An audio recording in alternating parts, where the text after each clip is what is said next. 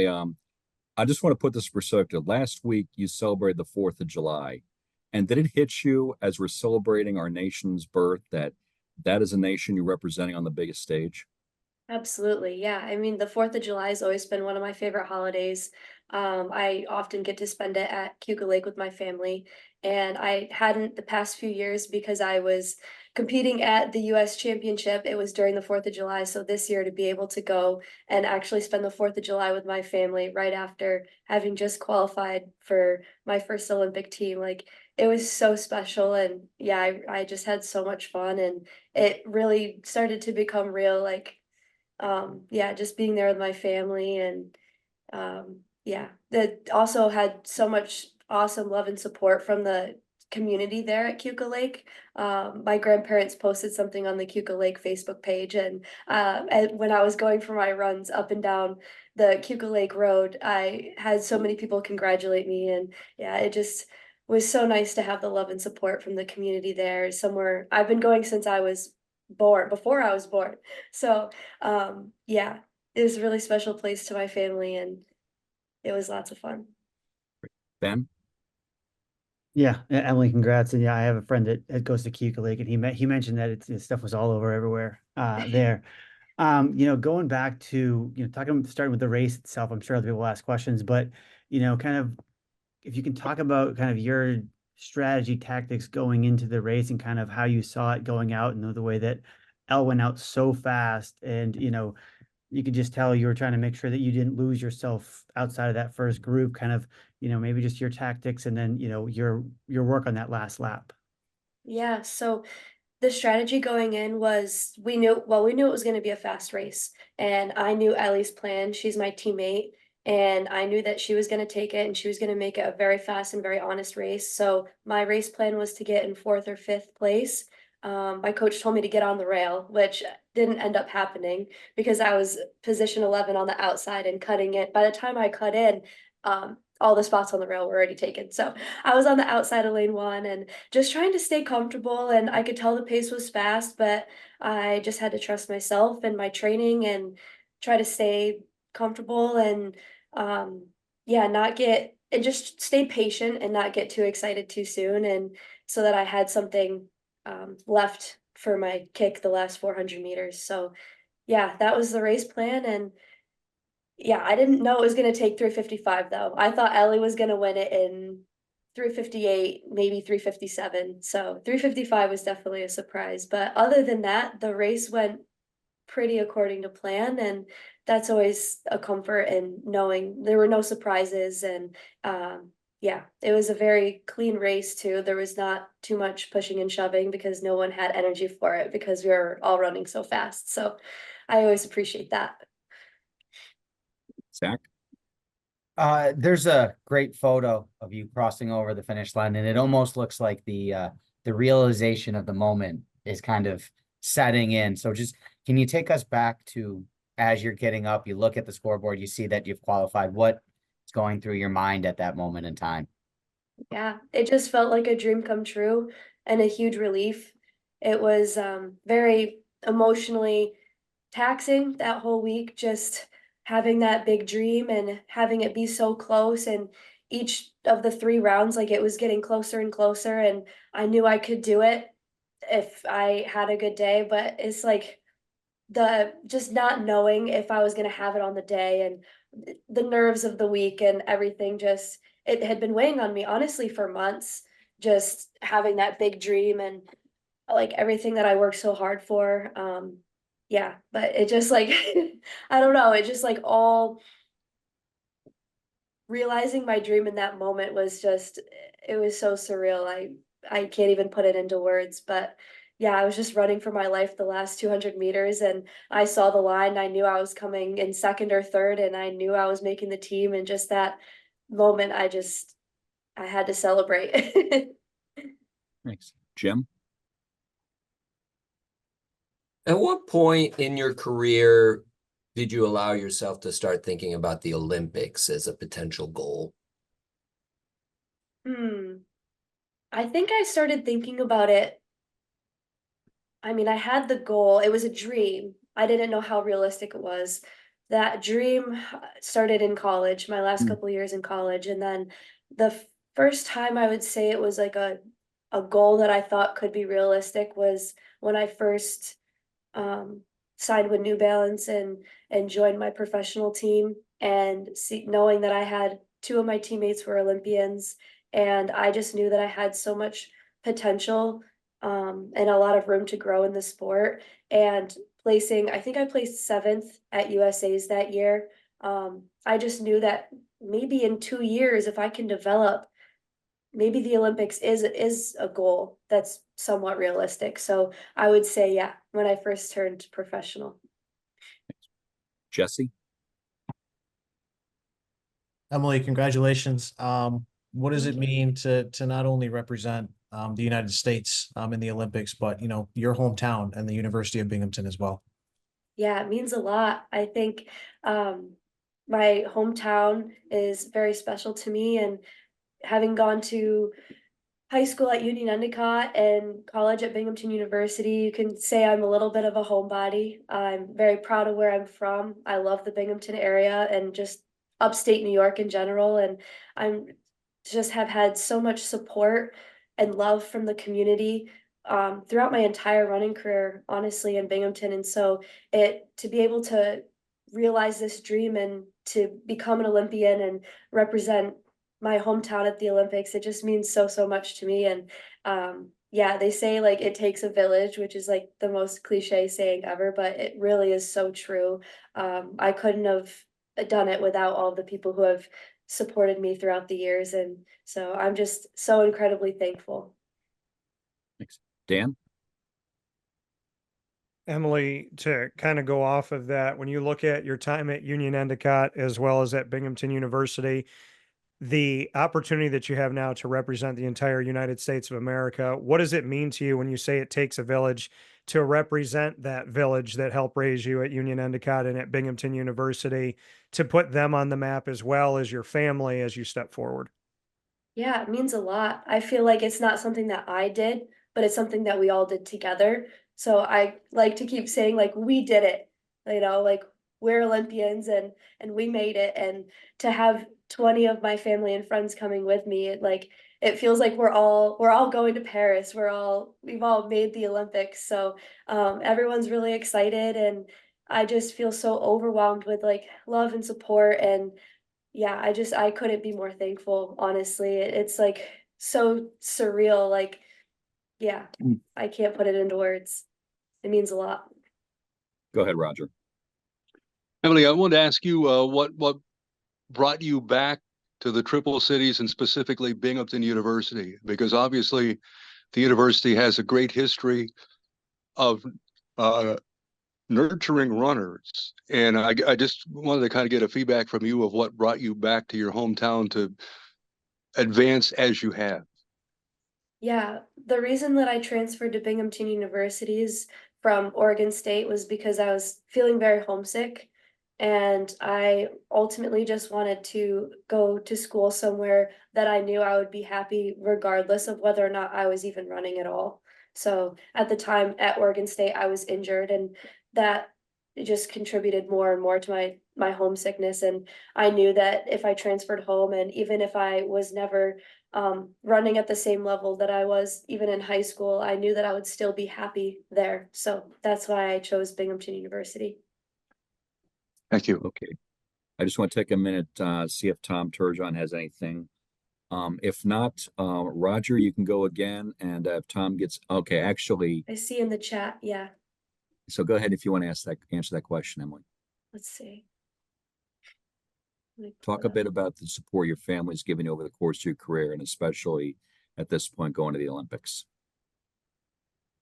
Yeah, my family has given me so much support. I mean, they've always, no matter like through the highs and the lows of my career, honestly, like they've always been there, and they always say that they're proud of me and support me regardless of the outcome. And whether I reach my goal or not, they're always there to like pick me up when I'm down and to celebrate with me when I achieve something that's been a goal of mine. So yeah, they've been with me the entire way, and they've supported me in so many other ways, like just for example, when I was home over Easter break, it's really hard for me to pull away from my family sometimes to go for my run or to go do a workout. And when I was home over Easter break, both my mom and my sister came to the track and just watched me work out.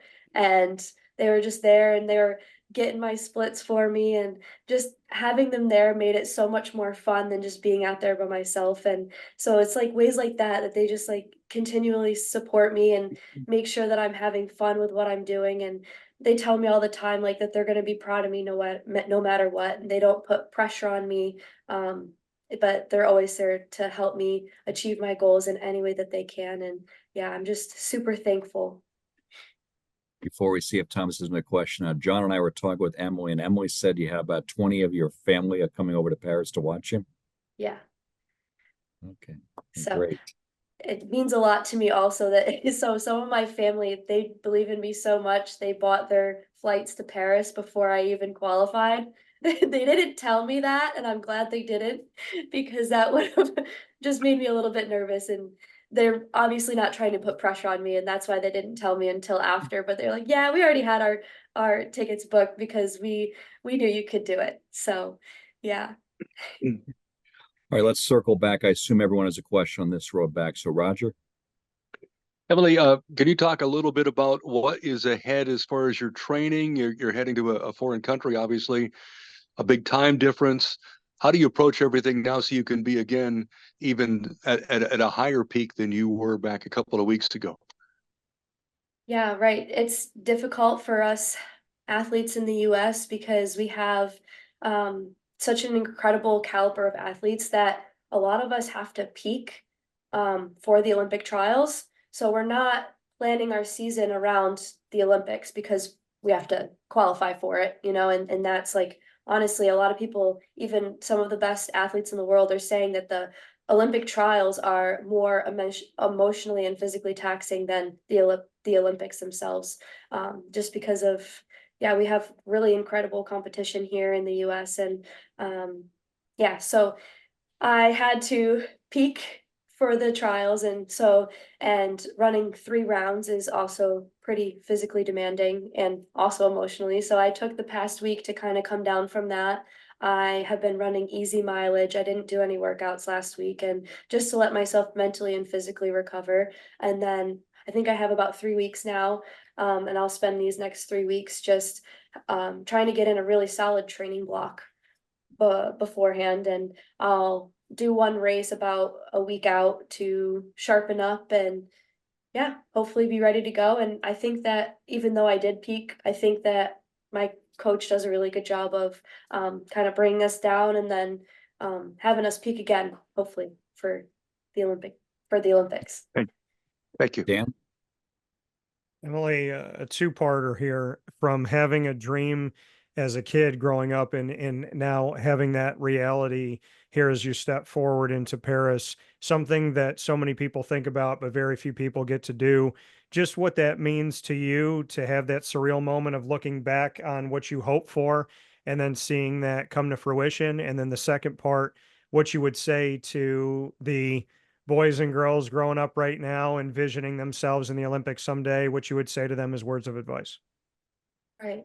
Yeah, so thinking back, honestly, it's still sinking in a little bit. I feel like I have moments where it does feel really real, and I have moments where it still feels like a dream. So, but thinking back, I was thinking about this the other day. The first time I think that I really had a dream of going to the Olympics was my senior year in high school when we were doing the class notables, and one of them was most athletic, and one of them was most likely to go to the Olympics. But so my junior year, there were both of them, but my senior year, they cut out most likely to make it to the Olympics. So I did not get a senior notable because I think most athletic went to Kayla Przinski. She was a multi-sport athlete. She did 3 different sports. So, and she was definitely the most athletic. And I was just like, darn it. Like, of course they would cut that out my senior year. I really wanted the class notable of most likely to go to the Olympics. But then I thought maybe I could actually make that happen someday. That was the first time that I was kind of like, huh, like that's a really cool dream to have. So it's really surreal to like think back to high school and and the fact that it became a realistic goal and it's actually happening is just, yeah, it's so surreal. But what I would have to say to the little boys and girls, like, I would just say dream big. That's something that I have learned to do in the past few years, and something that I wish I had been doing my whole life is just don't be afraid to dream big, and believe in yourself, and you can really do anything you put your mind to. And yeah, it's don't sell yourself short. Think big and dream big. And if you this is also pretty cheesy and cliche, but if you like you shoot for the moon and you land somewhere in the stars, right? So that's like something that I've been thinking about a lot lately. Jesse? Emily, I saw you have some international experience already. How can you use that to your advantage if it helps you at all? Yeah, it helps me a lot. Just getting to raise people who are better than me, and people who are older, more experienced, more years in the sport, people who have run faster than me is always going to make me better. And I think it's the races where I'm just racing and I'm not looking at the clock.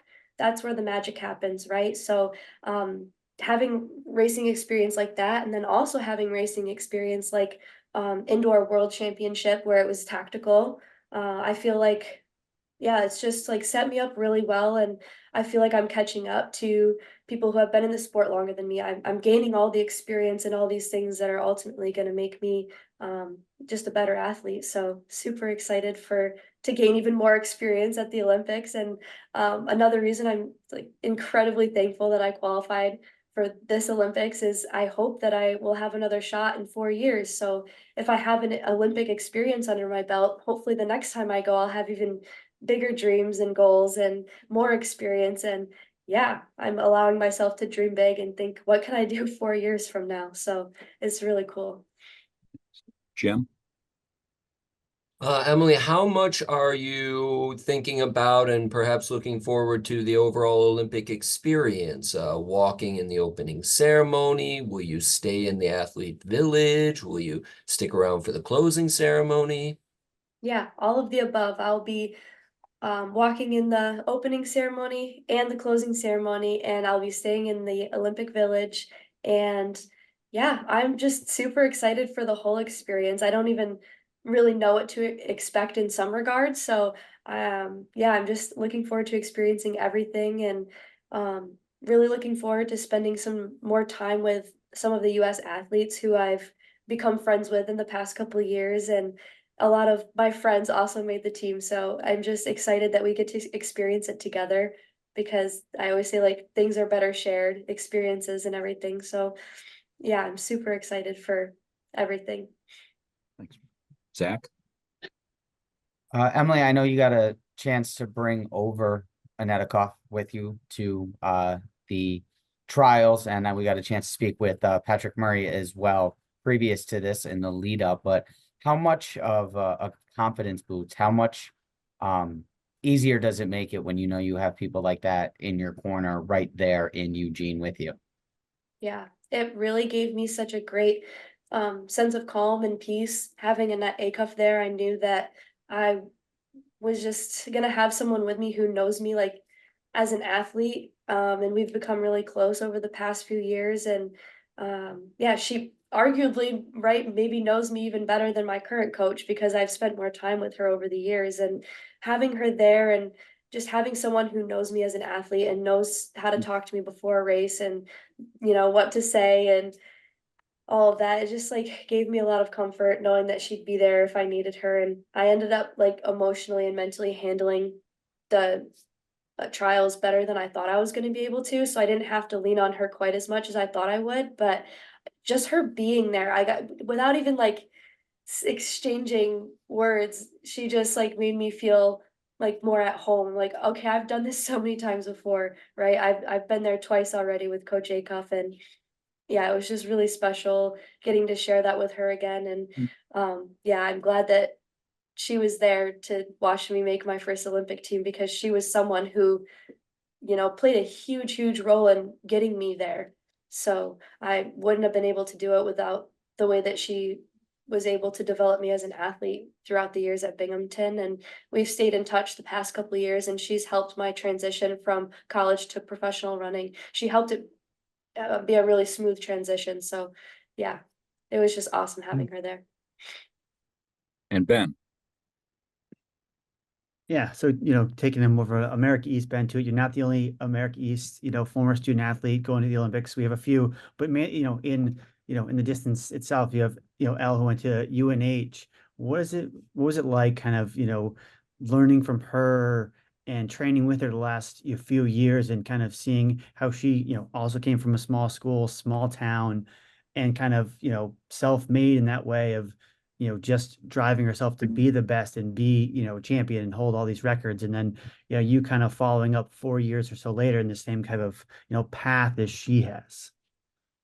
Yeah, I mean, she's been a huge role model for me, for sure. Ever since in college, in my years at Binghamton University, I looked up to her and saw that she was also from the America East Conference, and she went to a smaller school, and she just to see the way that she's progressed and the success that she had, it played a huge role in my decision to join Team New Balance Boston. I was like, I want her as a training partner. That's who I want to train every day with.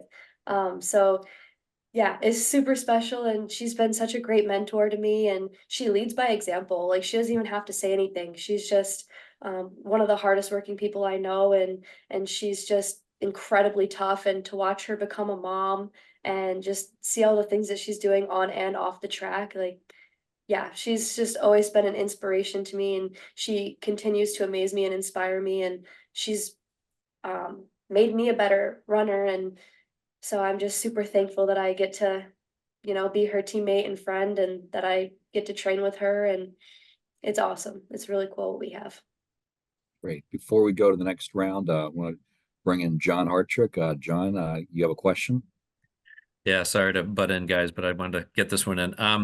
Emily, I guess two-part. Number one, have you ever been to Paris before? And two, what do you know of, just at first glance, looking at that stadium that you'll be running in with the purple track and the 81,000 capacity? What do you know of that stadium? What have you heard? And just what are your thoughts looking at that venue you'll be competing in? No, I've never been to Paris before. I'm very excited for it, and it's also a really cool full circle moment, because when I graduated high school, my stepmom and I said we made this dream, like, we're gonna go to Paris together someday. And it was just like something we've been talking about for years, and something we haven't actually made happen yet. And how cool is it that we get to go to Paris together, to go to the Olympics? It's like, it's really so exciting. And I don't know much about the stadium other than the track is purple. And I remember when I first saw that, I got really excited because purple is my favorite color, and I've never seen a purple track before. And I was like, I want to compete on that track. And it made me really nervous, because I was like, it's just one of the like many, many reasons why I wanted to make this Olympic team. Something as small as the track being purple is like one of the reasons I was really excited about it. So Great. All of you have asked two questions, so I don't know how many of you questions. If you could just put a hand up, I'll try and okay. I'll go with Zach and then Jim. So Zach, go ahead. Mine's just a quick one for you, Emily. I know you're gonna get a chance to be over there for a couple of weeks. What other than track events, what else are you looking forward to seeing? Whether it's the swimming, gymnastics, basketball, what are you excited to see? I'm not sure how many other events I will get to go to and spectate. I'm hoping a couple or a few, but I would really like to see swimming, gymnastics, or some of the equestrian sports. That's super interesting to me. I remember watching those 3 years ago at the Olympics on the TV. So it'd be really, really cool to see those in person. Jim? Just sort of a fun question. Do you have any superstitions, any lucky charms? Are there any sort of quirky things you do in preparation? Yes, it's hard for me to think of all of them off the top of my head, but one of my weird superstitions going into this meet was I had orange nails for the USA's last year, and I got sick and I didn't race well. And so I really actually wanted orange nails for the Olympic trials because it would have matched my uniform very nicely. But because I didn't race well with my orange nails last year, I could not get orange nails. So I went with yellow. And I always drink a Celsius before my race instead of coffee. And there's no superstition there. It's just what works best for me. And it's just, yeah. But I'm sure there's a bunch of other ones too. I think, oh, also hairstyles. So it was really hard for me to go with a ponytail over the braids because I had been racing really well in braids for the whole season. But I don't know, something was telling me I needed to go with a ponytail. So it was Great. Dan? Emily, for you, you talked about full circle and what it's been like to go full circle. For you to be at Oregon State, which I believe is less than 50 miles from Eugene, Oregon. So to be there, transfer back home to the southern tier to Binghamton and right by Union Endicott to end up back in Oregon and make it to the Olympics. Just bring me into that full circle. Yeah, it's been full circle because I've been racing there every year for the past few years, but I remember the first time I qualified for NCAA's in the 5K. So that was my second to last year at Binghamton. And Coach Annette Acuff and I stayed in Corvallis instead of in Eugene. And I stayed in the same hotel that I stayed in when I went for my visit to Oregon State University. So that was the first, like, most crazy, surreal, full circle moment when I was like, wow, I can't believe that I'm back here to be running in the national championship for the first time. So yeah, it's really super fun going back there every year because I have really great memories in Eugene, and I just associate it with championship racing. And yeah, think that every year I go back, I'm a better athlete than I was the year before, and it just puts things into perspective, and it's really special. Raj, you had it's in the comments section. Do you want to ask that question? Yeah, yeah. I would like to, Emily. I'd like to ask this, and positive mental thinking is so important. You're going to be surrounded. Not only have you been surrounded by the best in our country, but now the world. How do you lock in? How do you utilize positive thinking that can not only have you be successful, but to reach new heights? That positive part of it is such a big key, I'm sure. Yeah, definitely. I think I've trained myself. I've done a lot of mental work to get to the point where I'm at right now. But one thing that I was proud of myself for is I didn't have a single negative thought at all during the final.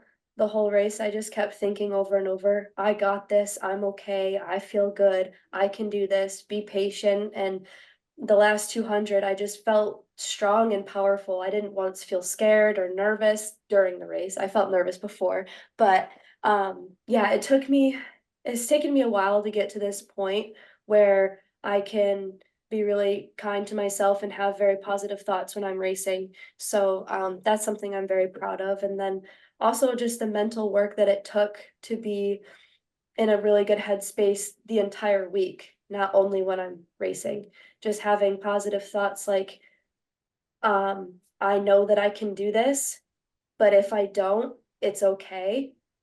Because I know that no matter what, I'm going to give it my all because there's never been a race where I've given up. I've never quit. I know I'm not going to quit on myself, and I know I'm going to give it my best. And if that's not enough, then it's not. But I know that, yeah, I was going to be kind to myself either way, whether I qualified or I didn't. So yeah, that was really good mental headspace. And then also something that kept me going was thinking that no matter what happens in the Olympic trials, and I was thinking this on Wednesday before the first round of the 1500 on Thursday. Sorry. In 1 week from now, I will be in my favorite place, Cuca Lake, with most of my favorite people, my family and friends, and they're gonna love me and support me just the same, whether I have become an Olympian or I didn't. So yeah, just positive thoughts like that. That is what got me through the, like, mentally and physically challenging week. Okay, Thank you. before we ask one question, Emily, I've talked to your interviewer at 2. They know that you're going to be about 5 minutes late, so Okay. don't feel like you're stressed on this. The last question, I'll give the honor to John, and after he asks this, we're going to let Emily go, but if the rest of you could just stay on the line, because I know you probably have some questions about how we'll get photos and stuff and like that during the week. So John and I will be happy to stay on you and entertain those questions, but now we'll entertain John Hartchick with the last question. Well, the privilege. Emily, that Fast Women Twitter site had something very interesting last week, and they showed your progression in times in the 1500. And I just thought, I wonder if you could share. I mean, it's such dramatic time drop that track people all around were commenting on. I just wonder if you could share how you think what attributed to that. I mean, on top of your 4-second PR in the finals, but even before that, you were dropping time dramatically. What do you think have been the most, the biggest reasons for that last handful of years? Honestly, so I think that the biggest reason that I've been able to drop my time is from staying consistent, and healthy and not getting injured, because fitness stacks. So each year, if I'm staying healthy, I'm getting stronger and stronger. And I've been very fortunate to be able to keep progressing. And I have bumped up my mileage a lot. I'm doing higher intensity workouts and different workouts than the year before, and they just keep getting a little bit harder, and because I'm able to handle a little bit more and more each year training wise, and I think that that has a lot to do with it, and altitude training and confidence, building up my confidence with each race. I feel more and more confident. So yeah, I think all of those things are factors, and yeah, I hope to continue on the same trajectory. I saw that there was an Australian runner who just ran 350 yesterday, and Faith Kipyegon broke the world record. She ran 349.